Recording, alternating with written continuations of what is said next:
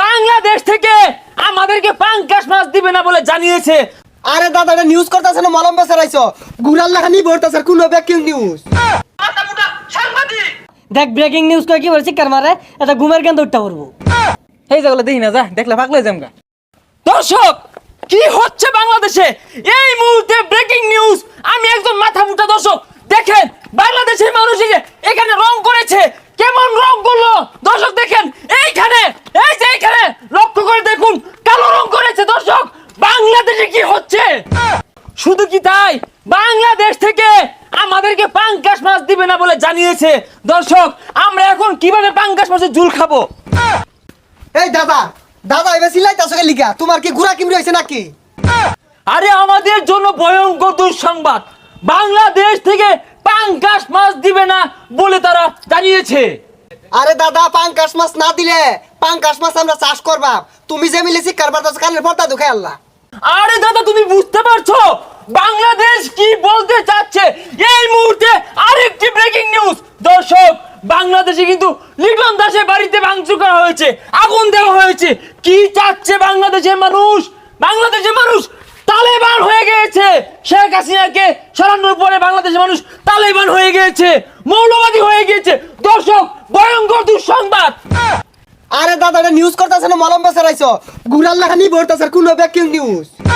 আরে দাদা তুমি কি বলছো? তুমি বুঝতে পারছো আমি একজন শিক্ষিত বন্ড মূর্খ মাথা মোটা সাংবাদিক। বাংলাদেশের মানুষ আমাদেরকে বুড়ো আঙ্গুল দেখাচ্ছে দাদা। Breaking news. আরে দাদা তুমি তো আমাদের দেশে মান সম্মান নষ্ট করতেছ আর যে মিলে কুদ্দাছ তুমি তো বুঝা যুদ্ধ লাগাই দিছো। আরে দাদা যুদ্ধ তো লেগে গেছে, বাংলাদেশের মানুষ আমাদেরকে দাম দিচ্ছে না। তারা চলবে কি করে? তারা কি আদৌ চলতে পারবে? ব্রেকিং নিউজ দেখেন বাংলাদেশের মানুষ কি শুরু করে দিয়েছে। দাদা তুমি কি খালি সাংবাদিকতা করো না আরো কাজ করো?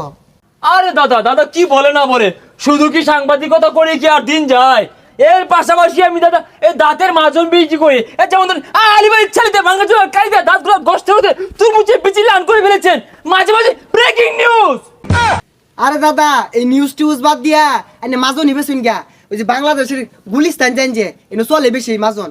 আচ্ছা আচ্ছা দাদা ঠিক আছে, আপনার কথা আমি মাথায় রাখবো। ওই মলম বিক্রি করতে কিন্তু মাঝে মাঝে বাংলাদেশে গুলিস্তান যাওয়ার খুব ইচ্ছা হয় দাদা। তো দাদা ওই যে মা রে বাবা রে চিৎকার মারে ভইলে উঠতে পারে, উঠলে ভইতে পারে না, আমার এই জাম্বাক মলম একবার লাগাই দিবেন দাদা। Breaking news. আরে দাদা তুমি কি বলছো? তুমি বুঝতে পারছো আমি একজন শিক্ষিত বন্ড মূর্খ মাথা মোটা সাংবাদিক। বাংলাদেশের মানুষ আমাদেরকে বুড়ো আঙ্গুল দেখাচ্ছে দাদা।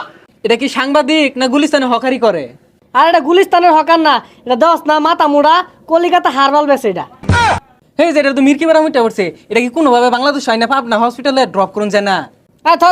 দেখ ব্রেকিং নিউজ কয় কি বলছি কার মারে এটা ঘুমের কেন্দ্র উঠতে পারবো। এই যেগুলো দেখি না যা দেখলে পাগলে জামগা। থাক।